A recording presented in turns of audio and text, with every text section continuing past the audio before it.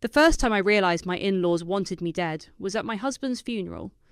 I stood there in my black dress, watching Tessa's perfectly manicured hand pat my shoulder with all the warmth of a snake's belly. My name is Destiny, and this is how I learned that family isn't always about blood. Sometimes it's about bloodshed. He looked so peaceful at the end, Tessa whispered, her eyes sharp despite her tears. Almost like he knew it was coming. I stared at Dylan's casket, adorned with white lilies, flowers he'd actually been allergic to. But Tessa had insisted, just like she'd insisted on everything else since that horrible morning when I'd found him unresponsive in our bed. He wasn't peaceful, I said quietly. He was scared. Paul, my father-in-law, cleared his throat behind us. Now, let's not make a scene. Making scenes was apparently my specialty, according to the Webbers. Like the scene I'd made when Dylan and I eloped 3 years ago. Or the scene when I'd questioned why Tessa kept pushing her special doctor on Dylan when his regular physician said he was fine. Reggie, Dylan's best friend, appeared at my side like a guardian angel in a charcoal suit. "Hey, you holding up okay?" Before I could answer, Amelia sauntered over, her designer heels sinking into the cemetery grass. "Oh my God! Did you see who showed up? Dylan's ex from college. She looks amazing." My hands trembled as I clutched my purse. Dylan had warned me about them, but I always thought he was exaggerating. "I need some air," I mumbled. "We're outside, dear," Tessa said with a smile that didn't reach her eyes. I walked away, finding a quiet spot near an old oak tree. My phone buzzed, a text from Dylan from 3 weeks ago. "Remember what we talked about. No matter what happens, trust no one but Reggie." "He really loved you, you know." Reggie's voice startled me. He stood there, hands in his pockets, looking as lost as I felt. "That's why they hated you so much. You were the first person he couldn't be controlled by them through." "I just don't understand," my voice cracked. One minute he was fine, the next. "Don't!" Reggie's face darkened. "Not here. Not now. Just be careful, okay?" The funeral ended like a bad theatre production, with everyone playing their assigned roles. The grieving mother, the stoic father, the dramatic sister, and me, the outsider who dared to marry into their precious dynasty. The next morning, I visited Dylan's grave alone. The fresh dirt still smelled raw like an open wound. My phone buzzed again, this time a text from my best friend Natasha. "Don't go home. Call me now." My heart stopped. I ran to my car, tyres spitting gravel as I raced back to our house, my house. Our driveway was blocked by an unfamiliar moving truck. As I slammed my car into park, I watched in horror as 2 men carried our bedroom dresser out the front door. "What are you doing?" I screamed, running toward them. "Stop! This is my house!" Tessa appeared in the doorway, holding a stack of my photo albums. "Oh, Destiny, you're just in time to collect your things." "What?" I tried to push past her, but Paul blocked my way. "The locks have been changed," he said matter-of-factly. "We've taken the liberty of packing your belongings." "You can't do this!" I pulled out my phone, hands shaking so hard I could barely dial. "Actually, we can," Amelia chirped from behind them, tossing my clothes onto the lawn like confetti. The house was in Dylan's name. And now that he's gone, everything returns to the family, Tessa finished, her voice dripping with satisfaction. "Did you really think we'd let you keep what belongs to us?" I watched in stunned silence as more of my life landed on the grass. Photos of Dylan and me, the coffee maker he'd bought me for Christmas, the throw pillows we'd picked out together at that little boutique in Portland. "You were just a convenience," Tessa hissed, leaning close enough that I could smell her expensive perfume. "A phase he was going through, now you're nothing." As I stood there, surrounded by the scattered pieces of my life, something inside me shifted. The grief that had been drowning me for days crystallized into something harder, colder, more dangerous. I picked up my phone again, this time dialing with steady fingers. "Gerard, it's Destiny Webber. Remember what Dylan said might happen? It's happening, and I'm ready to fight back." Behind me, I heard Tessa laugh. She didn't know yet, but she'd just made the biggest mistake of her life. Because Dylan hadn't just left me his love, he'd left me everything else too. And I was about to show them exactly what that meant. "Stay exactly where you are." Gerard's voice crackled through my phone. "Don't engage, don't threaten, Just watch and record everything. I sat in my car, filming as Tessa directed the movers like a conductor leading an orchestra of destruction. My hands had stopped shaking. Rage has a way of steadying you. Natasha pulled up 20 minutes later, her Tesla silent as a ghost. She took one look at the scene and muttered something that would have made her law professor blush. "They have no idea, do they?" she asked, watching Amelia toss my wedding album into a box. "About what?" "About the transfer documents Dylan filed 3 months ago," she smiled, all teeth. "The ones I helped him prepare." My phone buzzed again. "Reggie, don't move. Bringing the files now." I watched another box of my life hit the lawn. "What transfer documents?" "Your loving husband," Gerard announced, appearing beside my car window like a well-dressed spectre, was a very thorough man. He opened his briefcase right there in the driveway, spreading papers across my hood.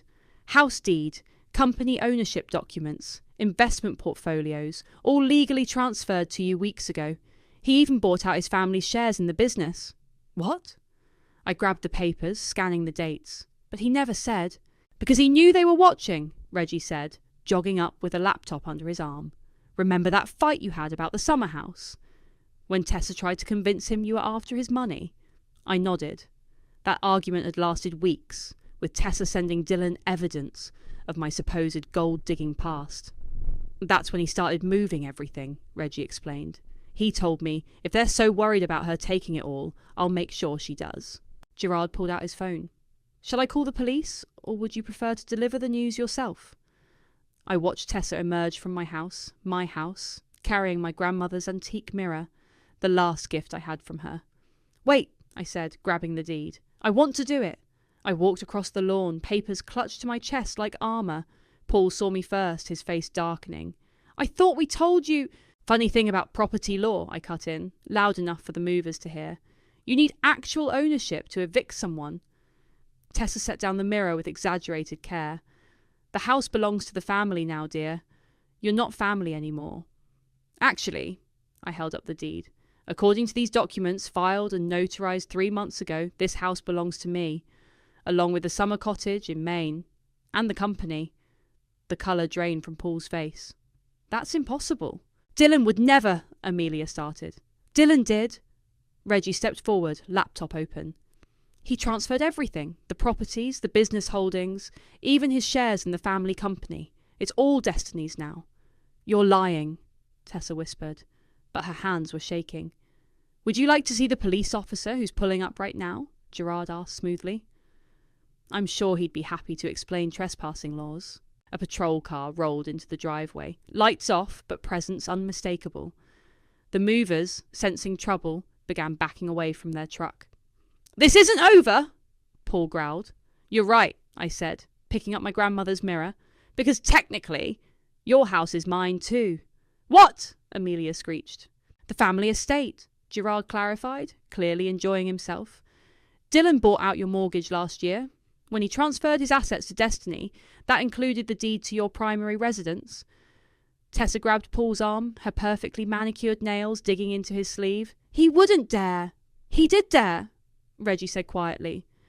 "He told me he wanted to make sure you could never hurt her like you hurt him." The police officer approached, notepad in hand. "We received a call about trespassing." "Yes," I said, standing straighter. "These people are on my property without permission, attempting to remove my belongings." "We have rights!" Amelia shouted. "Actually," Gerard stepped forward, "you don't. Not here, not anymore. And if you don't leave immediately, we'll be pressing charges." I watched as reality crashed over them like a cold wave. Tessa's face contorted with fury. Paul's hands clenched into fists.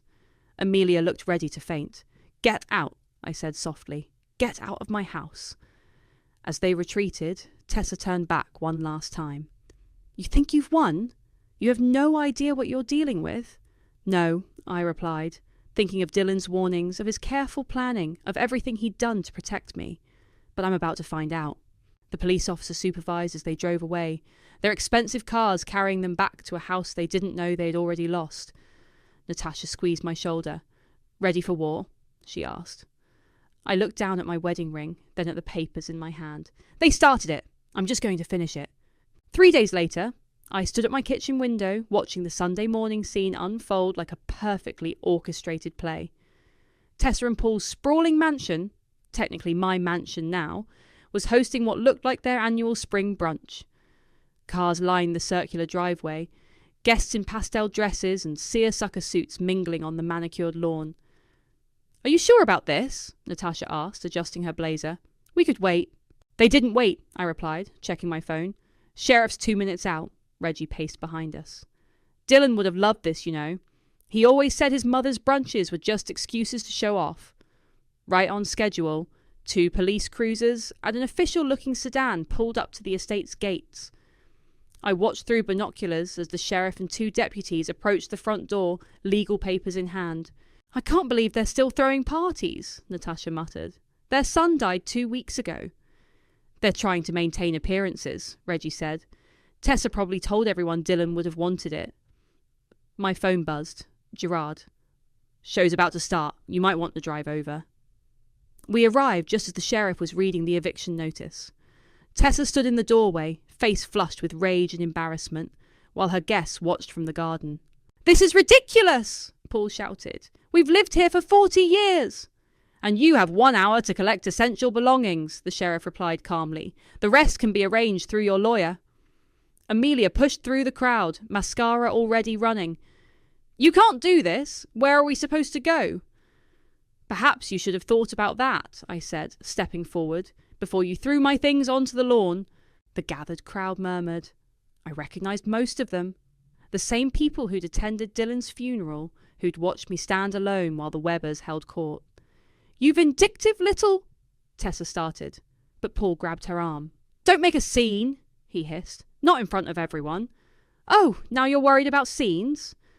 I looked around at their guests. "Did any of you know they changed my locks 2 days after Dylan's funeral while I was visiting his grave?" More murmurs. Someone in the back actually gasped. "That's different," Tessa snapped. "We were protecting our son's assets." "Your son's assets?" Reggie stepped forward. "The same assets he legally transferred to Destiny months ago. The same assets you tried to steal?" The sheriff checked his watch. 53 minutes remaining. I suggest you focus on packing." What followed was better than any reality TV show. Tessa and Paul scrambled to pack essentials, while their brunch guests slowly retreated to their cars, phones already out, no doubt spreading the gossip. Amelia had a full meltdown on the front steps, screaming about family loyalty while clutching an armful of designer handbags. "This isn't over!" she shrieked as a deputy escorted her to her car. "You don't even know what he did before he died." I froze. "What did you say?" But she was already being guided away, still clutching her bags like life preservers. "Ma'am," the sheriff approached me, "we've cleared the property. Would you like to do a walkthrough?" I nodded, following him into the house I'd only visited as an outsider. The brunch setup was still there, champagne flutes half full, tiny sandwiches arranged on silver platters, flowers everywhere. "They even used his favourite caterer," Reggie said quietly.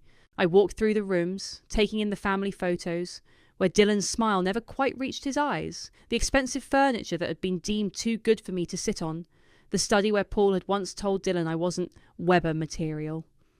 In the master bedroom, Tessa had left her jewellery box open, empty now, except for a single photo.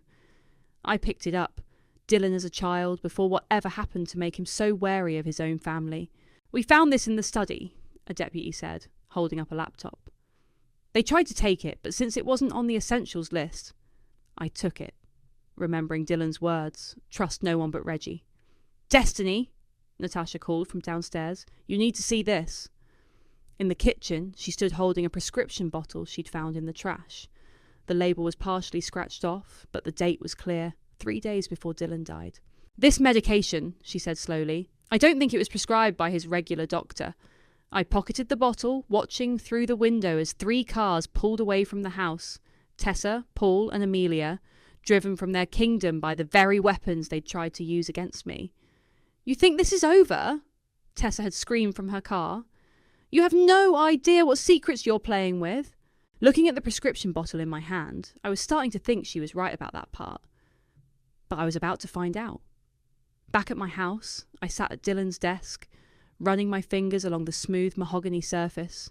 How many nights had he spent here working late, planning things I never knew about? Try the drawers again, Reggie suggested, pacing behind me. Dylan always had backup plans. I'd already searched them twice, but something made me check one more time. My hand brushed against something underneath the centre drawer, a small irregularity in the wood. Pressing it revealed a hidden compartment. "Clever boy," Reggie whispered, as I pulled out a flash drive marked simply for DW. My hands trembled as I plugged it into my laptop. A video file appeared, dated 1 month before Dylan's death. I clicked play. Dylan's face filled the screen, looking tired but determined. "Hey, baby. If you're watching this, then... well, I guess I was right to be paranoid." Natasha grabbed my hand as Dylan continued. "First thing, don't trust anyone in my family. Not Mom, not Dad, definitely not Amelia. The only person you can trust is Reggie. He knows everything." Reggie sat heavily in a nearby chair. I tried to tell him to go to the police. "There's a family foundation," Dylan continued. "Looks legitimate on paper, but it's hiding millions in questionable transactions. Dad's been using it to funnel money offshore for years. Amelia's been embezzling from it. She's desperate lately, gambling debts, I think. But that's not the worst part." He leaned closer to the camera. "Mom's been pushing me to see her specialist, Dr. Harrison. Says I'm showing the same symptoms Dad had years ago, but I did some digging. That doctor? He lost his license in 3 states. He's working under a different name now.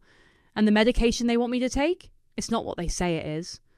My hand went to the prescription bottle we'd found. Dylan rubbed his face in the video, looking exhausted. "I've transferred everything to you. The house, the company, even their precious estate. Reggie has all the account numbers and passwords. But be careful, baby. They'll come after you hard when they realise what I've done." Tears rolled down my cheeks as he managed a small smile. "Remember when we met? You told me you'd never let anyone push you around again after what happened with your ex. That's what I loved about you. That fire. You're going to need it now." The video ended. Natasha was already on her phone, typing frantically. "I'm looking up Dr. Harrison," she said. "If he lost his license, there'll be records." "I need to show you something else," Reggie said quietly, pulling out his phone. "Dylan sent me this text the night before he died." The message read, "Think Mom tampered with my meds. Getting dizzy like before. If anything happens to me, give Destiny everything." "Why didn't you tell me this before?" I demanded. "Because I couldn't prove it," Reggie replied. "And because you needed to grieve before you went to war." My phone buzzed. Gerard. "Got a hit on that foundation? You're going to want to see this." "Wait," Natasha interrupted, staring at her screen. "Dr. Harrison isn't just unlicensed. He was involved in a clinical trial scandal 5 years ago. Experimental treatments, falsified results. 3 patients died." "And Tessa sent Dylan to him anyway," I whispered. Another video file on the flash drive caught my eye. Watch last. Dylan appeared again, but this time he was in our bedroom, speaking quietly as if trying not to wake someone. "Baby, if you're seeing this one, it means things have gotten bad. I hired someone, a private investigator named Gideon. He's been watching the family, gathering evidence. His number's in Reggie's phone." He paused, looking over his shoulder before continuing. "There's something else. That night Mum came over, when I was first feeling sick, I set up a camera in the kitchen, checked the cloud folder marked security, and Destiny, whatever you find, make them pay for it." The video ended. Reggie was already dialing Gideon's number while Natasha pulled up Dylan's cloud storage. The kitchen footage loaded slowly. I watched as Tessa moved through our kitchen at night, opening cabinets, checking bottles. Then she pulled something from her purse, a small vial, and approached Dylan's water glass. "Got him?" Natasha breathed. "Gideon? We need everything you have. Now!" I sat back in Dylan's chair, my grief crystallizing into something harder, colder, more lethal.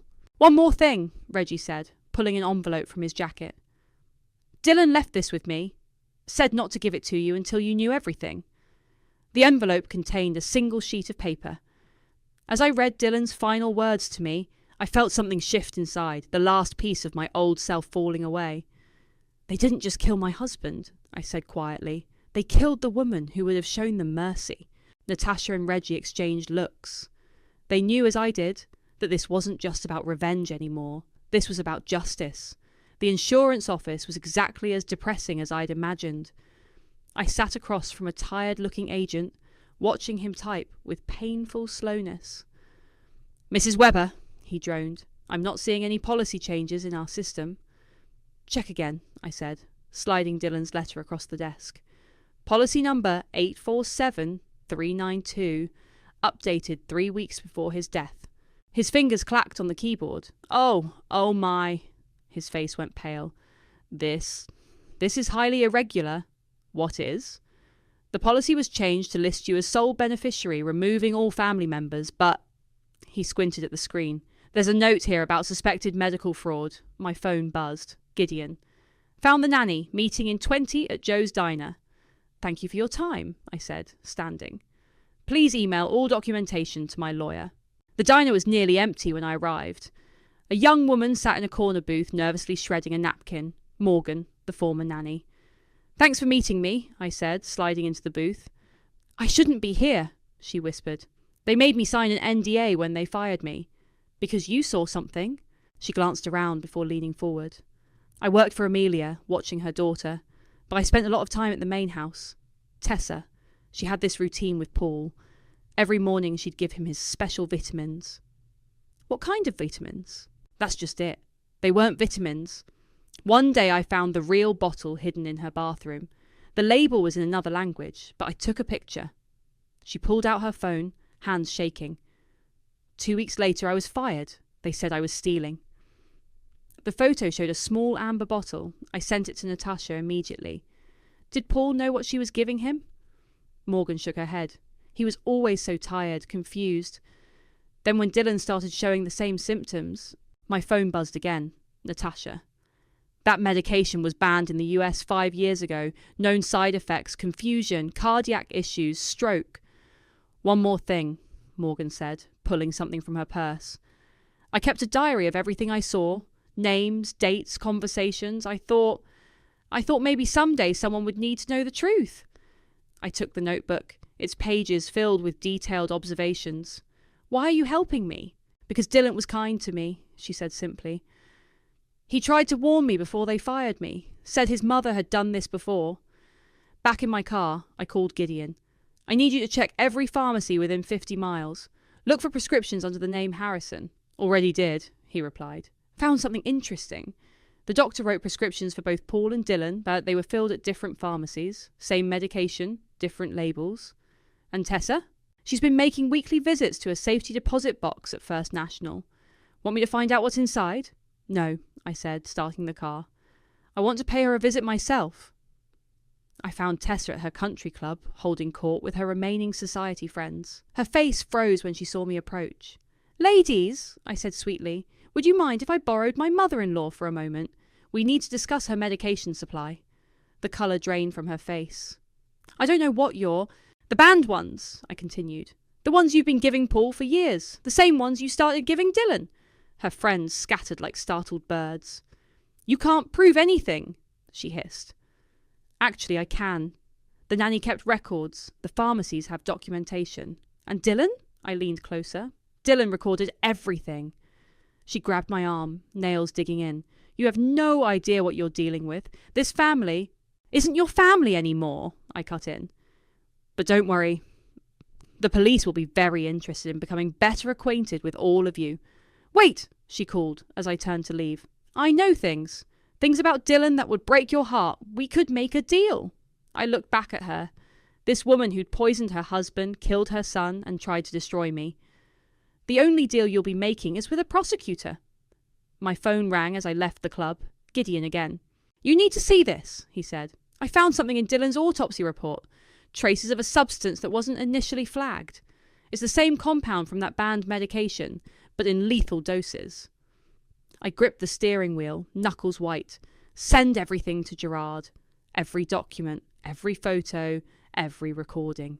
Already done. But Destiny? There's something else. The medication. Someone had to have access to both Dylan's food and the drug. Someone who could monitor him daily, make sure the doses built up slowly. "I know," I said quietly. "And I know exactly who's going to pay for it first." The courthouse steps were crowded with reporters when I arrived.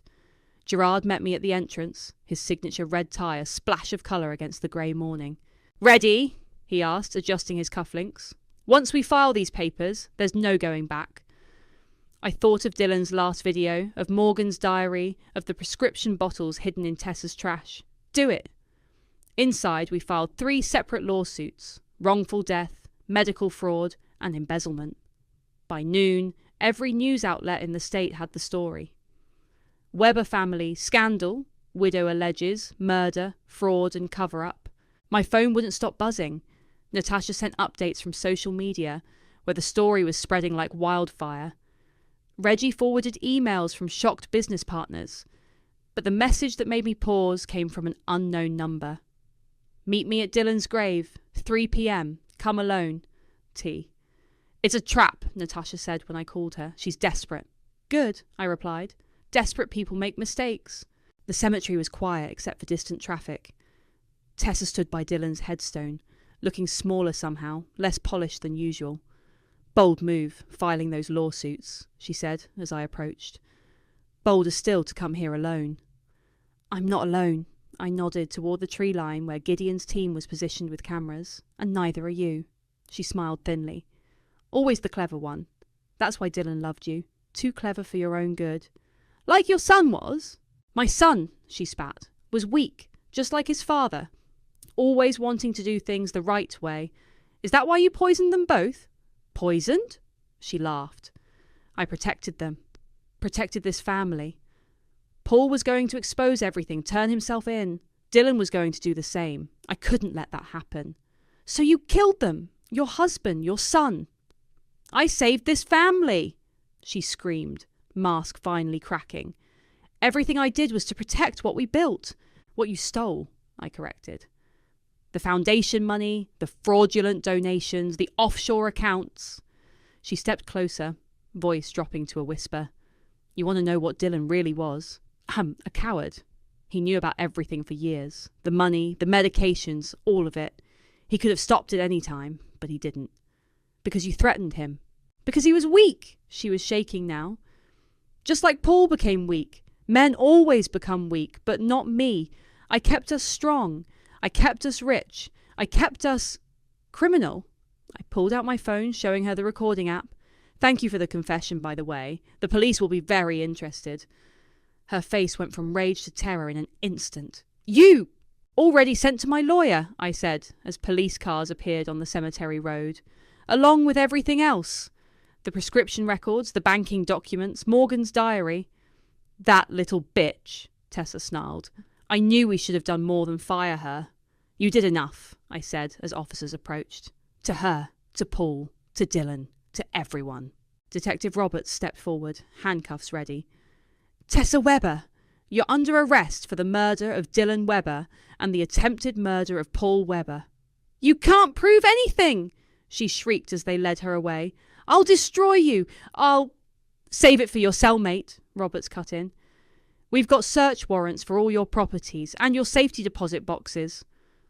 I watched them drive away, feeling nothing but a cold satisfaction. My phone buzzed. Reggie. "Just saw the news. Amelia's being arrested too. They found evidence of massive embezzlement from the foundation. She's already offering to testify against her mother." "Of course she is," I said, looking at Dylan's grave. "She always was a survivor."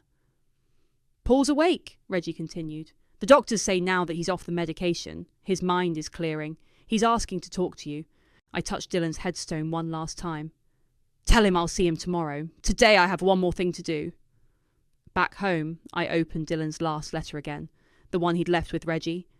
Its final lines still hit like a punch. "I'm sorry I didn't stop her sooner. Sorry I wasn't stronger. But I made sure you would have everything you need to finish what I couldn't. Make them pay, baby. Not just for me, but for everyone they've hurt. And when it's done, use what's left to build something better, something true." I picked up my phone and dialed Gerard's number. "The police have Tessa and Amelia," I said. "Time to release everything to the media. Every document, every recording, every dirty secret they tried to bury. Let the world see exactly who the Webbers really are." "And the company?" he asked. I looked at Dylan's photo on my desk. "We're going to rebuild it, the right way this time, starting with a full audit, and a new charitable foundation in Dylan's name. He'd be proud, Gerard said quietly. I know, I replied. That's why we're going to make it count. The hospital room was eerily quiet except for the steady beep of monitors. Paul lay propped up in bed, looking older and frailer than I'd ever seen him. His eyes, though, were clearer than they'd been in years. You look like him, he said as I sat down. Dylan, when he was determined about something. I brought the files you asked for, I said, placing a folder on his bed. Everything we found about the foundation, the medications, the offshore accounts. He opened the folder with trembling hands. She kept me drugged for 15 years. 15 years of my life. Just fog. Why are you willing to talk now? Because I failed him, Paul whispered. My son. I knew something was wrong when he started showing the same symptoms I had, but I was too confused, too weak. A nurse came in to check his vitals, giving me a moment to collect myself. Tessa's asking for a deal, I said, when we were alone again. Says she has information about Dylan that would break my heart. Paul laughed bitterly. Of course she does. She always kept files on everyone. Insurance, she called it. Where? Hidden safe in her art studio, behind the Monet reproduction. He looked at me directly. But whatever's in there, it won't change what Dylan did to protect you. My phone buzzed. Natasha. Tessa's lawyer trying to negotiate. Claims she has evidence that could compromise the case. She's bluffing, Paul said, reading my expression. She always bluffs when she's cornered. Maybe. I stood up. But I'm done playing her games. I drove straight to the Weber estate, my estate now, and headed for Tessa's studio. The Monet reproduction hung exactly where Paul said it would be. Need help? Reggie asked from the doorway, making me jump. How did you... Dylan told me about the safe years ago. He helped me move the painting, revealing a small wall safe. He said if anything ever happened to him, this is where the real dirt would be. The combination was easy, Dylan's birthday. Inside were dozens of files, USB drives, and a small red notebook. My God, Reggie breathed, flipping through documents. She has dirt on everyone. Judges, politicians, business partners. This isn't just insurance, I realised. This is how she controlled everything. My phone rang. Gerard. Tessa's lawyer is filing an emergency motion, says she has evidence that Dylan was involved in illegal activities before his death. Let her file, I said, holding up the red notebook. I just found her insurance policy. 2 hours later, I walked into the police station where they were holding Tessa. She sat across from me in the interview room, still managing to look regal in her orange jumpsuit. Come to make a deal? She asked smugly. I placed the red notebook on the table. Actually, I came to show you this. The colour drained from her face. Where did you... Amazing what you find when you own someone's house. I opened the notebook. Should we discuss the judge you blackmailed in 2019? Or maybe the bank president you threatened last year? You wouldn't dare. Release it all. I smiled. I already did. Every file, every secret, every piece of evidence is being sent to the FBI right now. Your insurance policy just became your prison sentence. She lunged across the table, but the guards were faster. As they restrained her, she screamed, He wasn't perfect either! Dylan had secrets too! I know, I said calmly. He told me everything before he died. The difference is, he was trying to make it right. Back in my car, I called Natasha. How bad is it? The FBI's already arrested 3 people named in her files. The media's having a field day. And Amelia? She's agreed to testify against her mother in exchange for a lighter sentence. And Paul? His doctors say he's improving daily now that he's off the medications. He's offered to testify too. I drove to Dylan's grave, the setting sun painting the sky in shades of orange and pink. A fresh bouquet of lilies lay against his headstone, not from Tessa this time, but from the employees at his company. Our company now. My phone buzzed one last time. Detective Roberts. Tessa's confessing. To everything. The murders, the fraud, all of it. It's over. But it wasn't over. Not really. Because Dylan had left me one last file. One I hadn't opened yet. One marked simply, the truth. I sat by his grave, laptop open, cursor hovering over the file. Whatever secrets were inside, whatever final revelations waited, I knew they wouldn't change what needed to be done. I promised to make it count, I whispered to his headstone, and I will. I clicked play, ready for whatever truth he'd left me to find. Dylan's face appeared on my laptop screen, but this time he was smiling.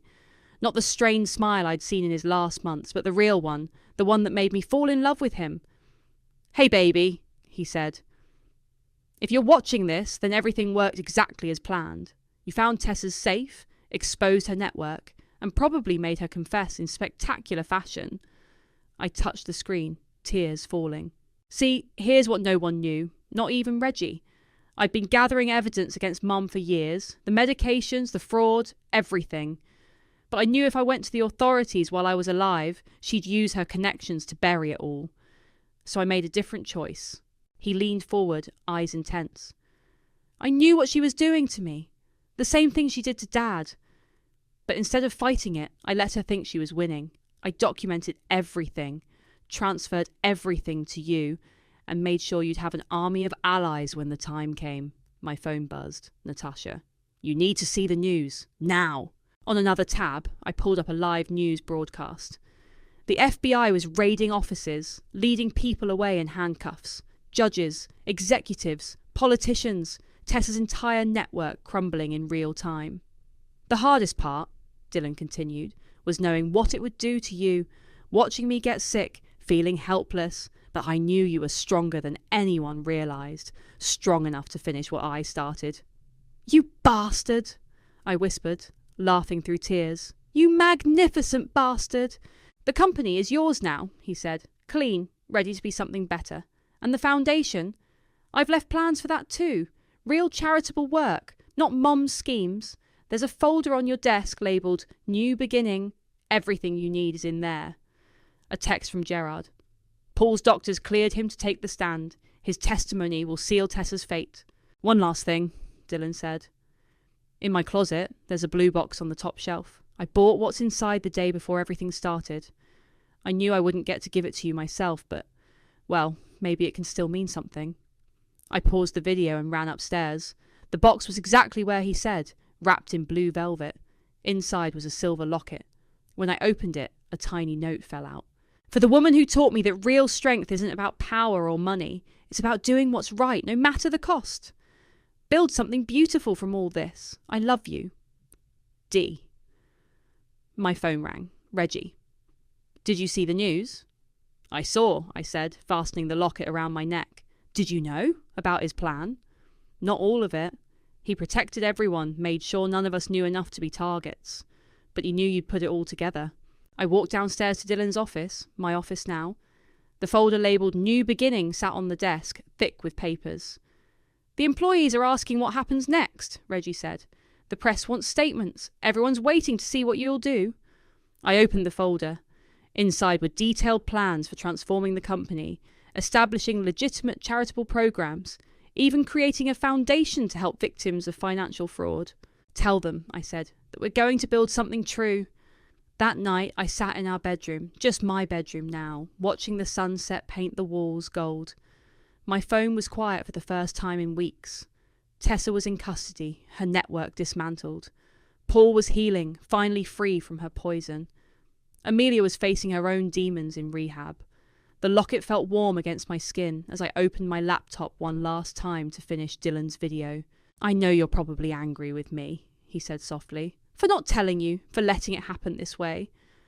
But you once told me that sometimes the biggest act of love is protecting someone from having to make an impossible choice. So I made it for both of us." He smiled that real smile again. "You have everything you need now. The truth, the resources, the power to make real change. Use it well, baby. Make it count." The video ended. I closed the laptop and walked to the window, touching the locket. "I will," I whispered to the setting sun. "I promise." My phone buzzed one last time. A message from an unknown number. I opened it to find a photo. The new company sign being installed, reading Weber Summers Foundation, Building Truth from Justice. Below it was a simple message from Reggie. "Ready when you are, boss." I smiled, feeling lighter than I had in weeks. Dylan was right. Revenge hadn't brought closure, but justice had given me something better. It had given me purpose.